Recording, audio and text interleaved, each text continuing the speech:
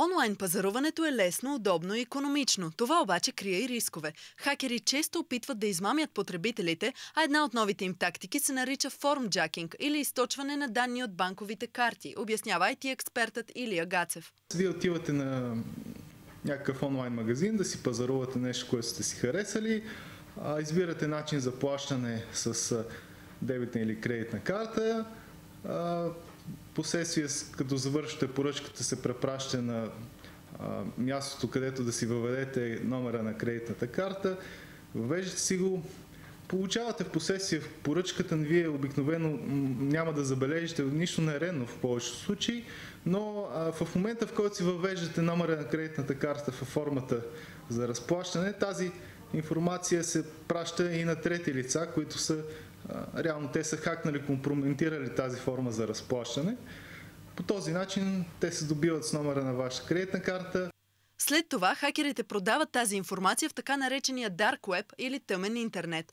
Данните са подредени според това колко дълго е валидна картата. Цената също се определя по този критерий. Възможно е в продължение на месеци, дори и година, крадените данни да бъдат използвани за всякакви невидими плащания.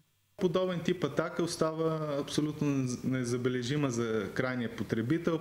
По нищо той не може да забележи всъщност, че формата е компрометирана.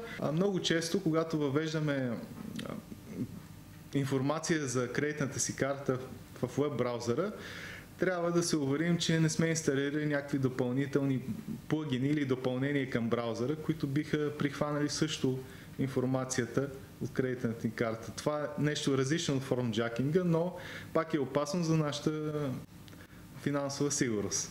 Васил Димитров предпочита пазаруването онлайн, макар и добре да е запознат с многото опасности. За да се предпазя от онлайн измами, основно разчитам на съвременните технологии. Заради това пазарувам с виртуална карта. Почти всички банки вече предлагат възможността за виртуални карти.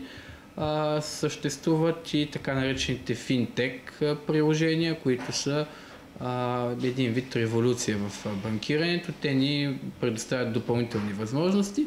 Разбира се, има различни финтек продукти, които дават едно ново ниво на сигурност, като например заключване на картата по начин, по който дори някой да открадне данните на картата, с която сме пазарували, да не може да извърши плащане, поради факта, че сме забранили плащането. Друг препоръчван от специалистите начин за защита е да използваме кредитна карта с много малък кредитен лимит.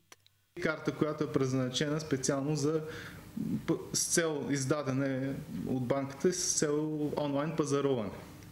Също така, допълнително може да поискате активирането от вашата банка на защита за одобряване на всяка транзакция или информация, получаване на информация, примерно чрез SMS за всяка транзакция. Много важно е, ако видите, че има някакви покупки, които определено сте направили вие, незабавно да се свържете с вашата банкова институция. Освен кражбата на лични данни, пазаруването в мрежата крие и други рискове, като да получим неистински продукт или въобще да не получим нищо. Затова е важно преди да поръчаме каквото и да е било, да проверим какъв е търговецът, от когото ще пазаруваме.